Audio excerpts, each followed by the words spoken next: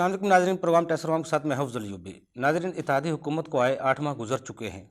8 माह में हुकूमती मुआशी पॉलिसीज़ और हमारा टैक्स निज़ाम की सिमत क्या वाकई दुरुस्त है? आरात दी जा रही है कि मुल्क डिफ़ाल्टर की तरफ जा रहा है, मगर हुकूमत इससे इनकारी है।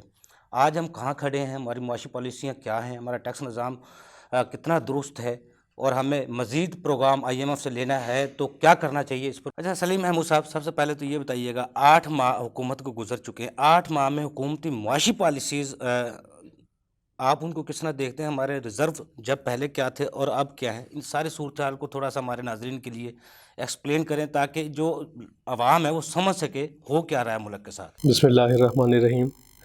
यूबी साहब, सबसे पहले तो आपका शुक्रिया, आपने इनवाइट किया।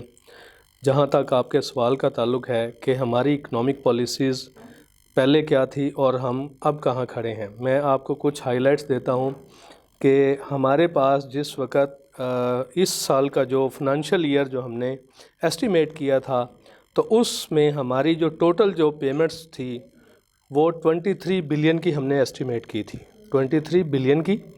और इसके अलावा $10 बिलियन हमने डेफिसिट जो है वो भी फोरकास्ट किया था। इस पॉइंट ऑफ व्यू से हमारा जो टोटल जो है हमें रिक्वायरमेंट थी वो 33 बिलियन था, जो हमने अदा करना था इस फाइनेंशियल ईयर में।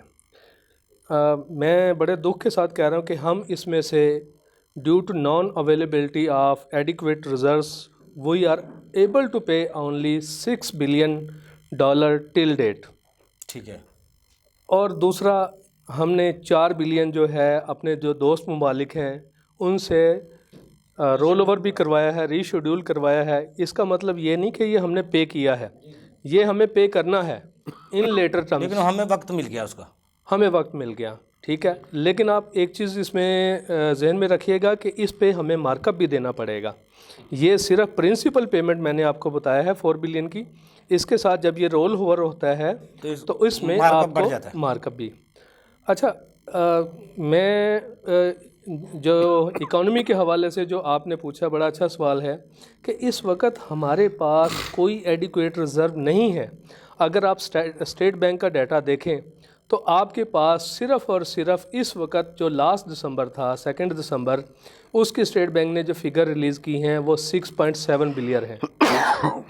6 अरब 70 करोड़ जी, ये हमारे पास। और आप देखें कि हमारे पास पेमेंट के लिए कितना बड़ा पहाड़ खड़ा है। अच्छा, इसमें वो भी हैं जो चाइना का 3 लाख अरब डॉलर है और जी, ये सारे मिला के, जिसमें हमें उनका रिजर्व रखे हुए हैं अमानतन तौर पर। जी, इसमें ये वो भी शामिल हैं।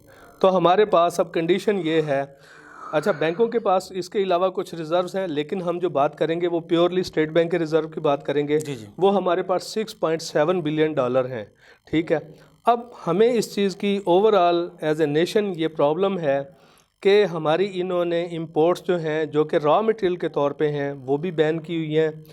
आल्दो इन्होंने कुछ तो रिलैक्स किया कि जैसे पहले इन्होंने $500,000 जो है उसकी वो छूट दी थी विद लॉट ऑफ कंडीशंस।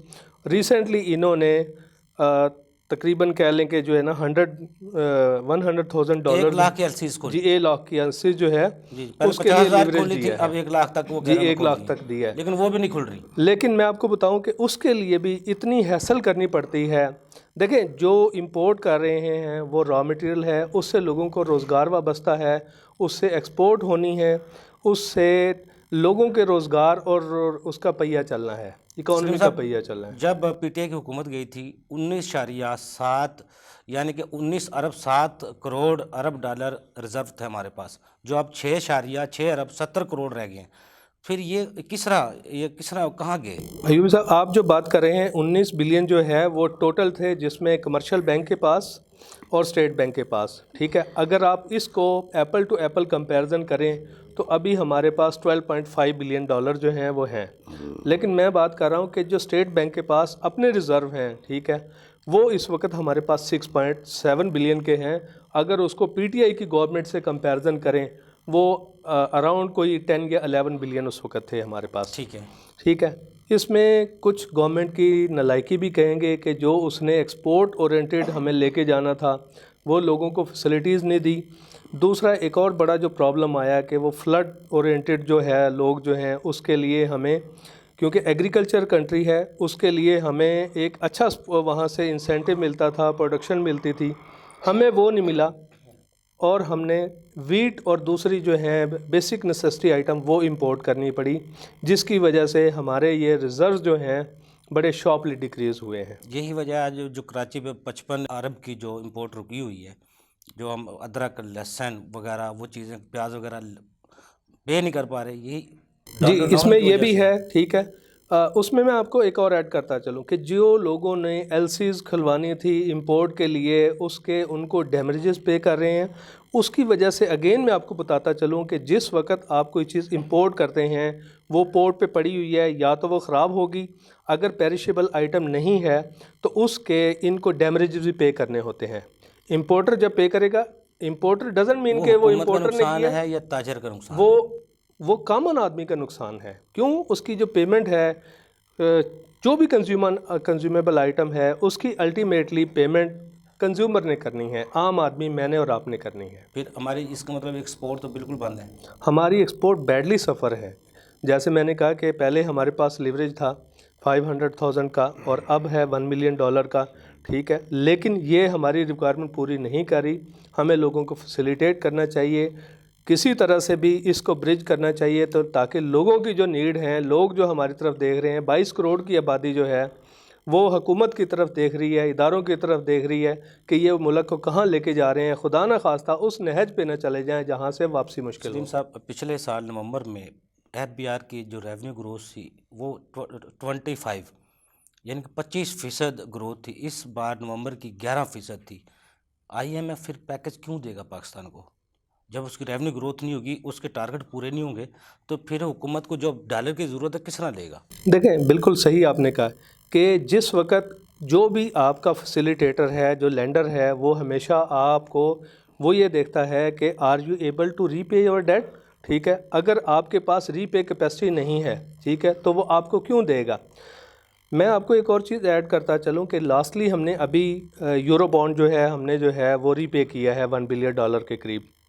اس وقت اسکوک بانڈ کے 1 ارب اسکوک ڈالر، بانڈ جو جی ہے، جی۔ اس وقت ہماری پرابلم یہ ہے کہ ہماری ریٹنگ بھی اتنی نیگیٹو ہے، اتنی اچھی نہیں ہے جو پہلے تھی۔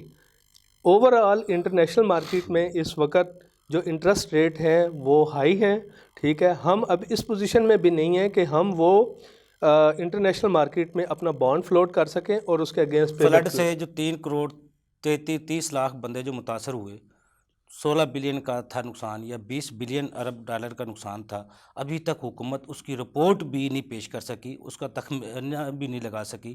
جو آئی ایم ایف کو اعتماد میں لینا تھا یا قرضے ریشیڈول کروانے تھے، وہ بھی ابھی ہم تک نہیں کر سکے۔ کیا ہمارا مقصد صرف قرض لینا ہے، ریشیڈول کروانا نہیں ہے؟ بہت اچھا سوال آپ کا۔ اگین میں اس چیز پہ ہوں کہ ہماری جو پوری اکانومی ہے، موسٹ اس کے اندر جو ہے ایگرو بیس اکانومی ہے۔ ہمارا ڈیلیما نہیں ہے کہ ہمارے پاس جو چیز ہم پروڈیوس کرتے ہیں ایگریکلچر کے حوالے سے، میرے پاس جو ایک فگر ہے رپورٹ، 21 ملین ایکڑ ہم کاشت کرتے ہیں پاکستان میں ہوتی ہے، اور ہمارے پاس سپیس کتنی ہے 60 ملین وہ ہم کر سکتے ہیں، جو 21 صرف ہو رہی ہے۔ اس کا مطلب وہ ہم 40% تو اس سے وہ بھی نہیں کر پا رہے۔ اچھا میں یہ آپ سجیشن کے حوالے سے اگر پوچھتے ہیں تو میں آپ کو بالکل یہ چیز سپورٹ کروں گا کہ پورا ڈیٹا اویلیبل ہونا چاہیے، اور جو ایگرو بیس اکانومی ہے اس وقت ان کی ڈائر نیڈ کیا ہے، آپ ان کو بیج دیں، ان کو کھاد دیں، ٹھیک ہے۔ آپ سمجھتے ہیں جس طرح ڈونر ایجنسیاں، جس طرح فیصل صاحب کہہ رہے ہیں، وہ کبھی ڈیفالٹ نہیں ہونے دیں گے؟ پہلے جو جتنی بھی پاکستانی ڈونر ایجنسیاں جو قرضہ دیتی ہیں، آئی ایم ایف ہو گیا، اسٹیٹ بینک ہو گیا، 1 پوائنٹ یا 1.25 پوائنٹ پہ یا 1.5% پہ یا زیادہ سے زیادہ 2% پہ آج تک ہم نے قرض لیا ہے ڈونر ایجنسیوں سے۔ لیکن یہ پہلی بار اسحاق ڈار صاحب نے جو آئی ایم ایف سے جو یہ کروائی ہے، پیسے آئے ہیں، وہ 4.9% پہ قرض لیا گیا ہے ڈونر ایجنسیوں سے، کمرشل بینکوں سے 17%۔ اگر ہم نے ڈونر ایجنسیوں سے اتنا مہنگا قرضہ لینا ہے تو پھر ہم کس طرح سروائیول کر سکتے ہیں؟ فیصل صاحب کی باتوں کو جو ہے انڈورس کروں گا کہ ہمیں آؤٹ آف دا باکس جو ہے نا وہ جا کے سوچنا پڑے گا۔ ایک اور چیز ان کی بات کو میں انڈورس کروں گا، جو ریسنٹلی گورنمنٹ نے through corrective measures, through administrative measures, انہوں نے کچھ پیمنٹس جو ہیں جو ایجوکیشن کے حوالے سے پیمنٹس تھی ان کو کرب کی ہے۔ لیکن وہ ابھی ایڈمنسٹریٹو میئر کے حوالے سے اس کو روکا ہے، ٹھیک ہے. دینے تو پڑیں گے وہ. لیکن الٹیمیٹلی خالد صاحب کی یہ پرپوزل ایک اچھی پرپوزل ہے کہ اس طرح سے اگر ریسورسز وہاں کریٹ کیے جائیں تو ایک اچھا جو ہے پوری نیشن پہ جو ہے نا گیسٹر امپاسبل. اور coming back to your question کہ اس وقت ہمیں اتنے مہنگے قرضے کیوں لینے پڑ رہے ہیں یا کیوں لیے ہیں، اس کی ایوبی صاحب بڑی ایک ریزن ہے کہ انٹرنیشنل مارکیٹ میں اوور آل انٹرسٹ ریٹ بہت ہائی ہیں. جی. اگر آپ امریکہ میں دیکھ لیں، ٹھیک ہے، ویسٹ میں دیکھ لیں، وہاں پہ اس وقت بہت ہائی کاسٹ پہ انٹرسٹ جو ہے نا وہ وہاں پہ مل رہے ہیں، ٹھیک ہے. دوسری ایک اور امپورٹنٹ چیز ہے کہ ہماری جو پہلے ریٹنگ تھی، پازیٹیو ریٹنگ تھی، ہم جو ہے اس میں پازیٹیو ریٹنگ میں تھے، ہماری اب وہ پازیٹیو ریٹنگ نہیں رہی ہے. آپ اگر لوکل کمرشل بینک بھی دیکھ لیں نا کہ اگر آپ کا بزنس اچھا چل رہا ہے وہ آپ کو ایک لو مارک اپ پہ ریٹ دیتا ہے، لو اس مارک اپ پہ جو ہے وہ آپ کو قرضہ دیتا ہے. اگر آپ کی اچھی ریٹنگ نہیں ہے تو آبویسلی آپ کے لیے میئرز ٹائٹ کرے گا. دیکھیں یہ ساری چیزیں جو آپ کہہ رہے ہیں یہ اس وقت کی ضرورت تھی. لیکن سلیم صاحب جس طرح اب پہلے جب 125 روپے فی بیرل پٹرول تھا عالمی سطح پر، جب پٹرول پاکستان میں 150 روپیہ تھا، 135 روپے، اب وہ 43 یعنی 73 ارب ڈالر پہ ایک بیرل ہے. تو آج پاکستان میں پٹرول پھر بھی وہ 250 ہی ہے، 250 روپے پہ ہی ہے، 225 پہ ہی ہے. تو ہمیں تو کوئی چیز کم نہیں کرنی پڑی حکومت کو. اس کے باوجود مہنگائی انفلیشن جب پاکستان تحریک انصاف کی حکومت گئی تھی 8.7% تھی، آج مہنگائی کی شرح 29.8 ہے. تو ڈالر کا کہا گیا 185-88 پہ ڈالر تھا جس کو روکنا تھا، آج وہ رکنے کا نام نہیں لے رہا. اسحاق ڈار صاحب جو آرٹیفیشل اکانومی کے ماسٹر مائنڈ مانے جاتے ہیں وہ بھی ناکام ہیں. اوپن مارکیٹ میں ڈالر ہے نہیں ہے اور ہونڈا حوالہ اس کو فروغ دیا جا رہا ہے. اس ساری صورتحال کو کس طرح دیکھتے ہیں؟ میں آپ کی بات سے سیکنڈ کرتا ہوں، آپ کی بات سے ایگری کرتا ہوں کہ یہ جتنے بھی میئرز لیے ہیں انہوں نے آرٹیفیشل میئر لیے ہیں.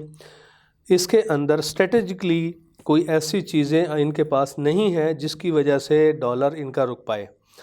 آپ اندازہ کریں کہ اس وقت آج کا جو ریٹ ہے پچھلے کئی دن سے اگر آپ دیکھ رہے ہوں گے 225 کے راؤنڈ ہے، لیکن مارکیٹ میں اس وقت آپ کو 240 پہ بھی اویلیبل نہیں ہے. 250. جن لوگوں نے اپنی ایل سیز کھلوانی ہے، ایل سیز تو ویسے نہیں کھول رہے جیسے میں نے ابھی آپ کو پہلے بتایا، جی. ٹھیک ہے. تو اس وقت یہ جتنے بھی میئرز لے رہے ہیں، ٹھیک ہے، ان کو میں خالد صاحب کی بات سے ایگری کرتا ہوں، لیکن ساتھ ہی ایڈ کروں گا کہ سارے پولیٹیشینز کو بیٹھ کے ایک چارٹر آف اکانومی بنائیں، ٹھیک ہے، سارے لوگ مل بیٹھ کے کوئی ایسی سچویشن نکالیں کہ یہ جو 22 کروڑ لوگ عوام جو ہیں، کچھ جو سیلاب میں تو بالکل تباہ ہو گئے ہیں اور باقی اس مہنگائی کی وجہ سے تباہ ہوئے ہیں، ان کے لیے خدا را کوئی مل بیٹھ کے کوئی ایسا حل نکالیں کہ لوگوں کی زندگی آسان ہو. موجودہ حکومت میں کوئی جواب دہ ہے معاشی پالیسیوں کے حوالے سے، ٹیکسیشن کے حوالے سے، لینڈر کو ایجنسیوں کے حوالے سے، ڈونر ایجنسیوں کے حوالے سے کوئی جواب دہ ہے آپ کی نظر میں؟ لیکن ایوبی صاحب میں آپ کی بات کو جو ہے اس طرح سے انڈورس کروں گا کہ جو گورنمنٹ موجود ہوتی ہے وہ الٹیمیٹلی رسپانسبل ہوگی، اس کا ہر ایکشن وہ عوام کو جواب دہ ہوگی. اگر وہ منسٹری آف فنانس یا اسٹیٹ بینک سے ریلیٹڈ کوئی پالیسی ہے یا اوور آل گورنمنٹ کی پالیسی ہے، he should be responsible on behalf of the government. تو اس کے اندر کوئی دو رائے نہیں ہے کہ اگر اس وقت ملک کی یہ حالت ہے تو منسٹری آف فنانس یا کرنٹ جو گورنمنٹ ہے وہ ایکولی رسپانسبل ہے. آلدو کہ میں یہ اس طرح سے میں نہیں کہہ سکتا کہ یہ کوئی بہت پرانی جو ہے نا کوئی پہلے گورنمنٹ بہت اچھی چل رہی تھی، لیکن اب جو حالات نظر آ رہے ہیں، جس طرح سے آپ اور پوری عوام جو ہے ڈیفالٹ کی باتیں کر رہی ہے اور یہ فیئر جو اس طرح سے ہے، تو گورنمنٹ کو اس کو ٹیک اپ کرنا چاہیے میٹرز کو اور اس کے لیے بیٹھ کے کوئی سلوشن جو ہے نکالنے چاہیے. کہا تھا ملک ڈیفالٹ نہیں کرے گا، نہیں کرے لیکن گا. 28 دسمبر کو انشاءاللہ نہیں معاشی ایمرجنسی کا حکومت اعلان کرنے والی ہے.